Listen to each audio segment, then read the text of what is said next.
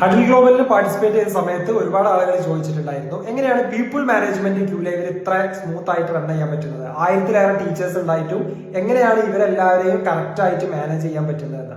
Simple ആയിട്ടുള്ള 3 കാര്യങ്ങളാണ്. ഒന്ന്, അക്കാഡമിക്കലി നല്ല നോളജും ടീച്ചിങ്ങിന് പാഷനേറ്റും ആയിട്ടുള്ള ആളുകളെ നോക്കി ഹയർ ചെയ്യുക. 2, ഇതേ ആളുകൾക്ക് പ്രൊഫഷണലിസം വേണം, കൂടെ നല്ല കമ്മിറ്റ്മെന്റും വേണം. ഈ കാര്യം ചെക്ക് ചെയ്യുക.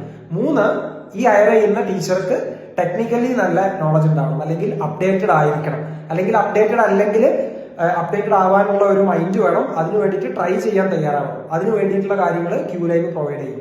ഈ 3 കാര്യങ്ങൾ ഒരു ടീച്ചർക്ക് ഓക്കെ ആണെന്നുണ്ടെങ്കിൽ ഈ ഗ്രൂപ്പ് ഓഫ് ടീച്ചേഴ്സിനെ വെച്ചിട്ട് നമുക്ക് ഇത് റൺ ചെയ്യാൻ കമ്പാരിറ്റീവ്ലി കുറച്ചുകൂടി സിമ്പിൾ ആണ്. കുറച്ച് അത്യാവശ്യം നല്ല വർക്ക് വരുന്ന ഒരു ഏരിയ ആണെങ്കിൽ കൂടി ടീച്ചേഴ്സിന് ഈ ഒരു ബേസ് ക്വാളിറ്റി ഉണ്ടെങ്കിൽ നമുക്ക് കുറച്ചും കൂടി സ്മൂത്ത് ആയിട്ട് റൺ ചെയ്യാൻ പറ്റും. കാരണം ചില ടീച്ചേഴ്സ് ഉണ്ട് ഏറ്റവും സില്ലി ആയിട്ടുള്ള അപ്രധാനമായിട്ടുള്ള കാരണങ്ങൾ പറഞ്ഞുകൊണ്ട് എന്ത് ചെയ്യും, ക്ലാസ്സസ് സ്റ്റോപ്പ് ചെയ്യും. ഇന്ന് വിളിച്ചിട്ട് നാളെ തൊട്ട് എനിക്ക് 5 കുട്ടികൾക്ക് ക്ലാസ് എടുക്കാൻ പറ്റില്ല എന്നൊക്കെ പറയും. അപ്പൊ അത്രയും പ്രൊഫഷണലിസം കീപ്പ് ചെയ്യാത്ത ടീച്ചേഴ്സിന് ഈ ഒരു ഫീൽഡിൽ മുന്നേറുക അല്ലെങ്കിൽ ഒരു ഫ്യൂച്ചർ കാണുക എന്നുള്ളത് കമ്പാരിറ്റീവ്ലി പോസിബിൾ ആയിട്ടുള്ള ഒരു കാര്യമല്ല.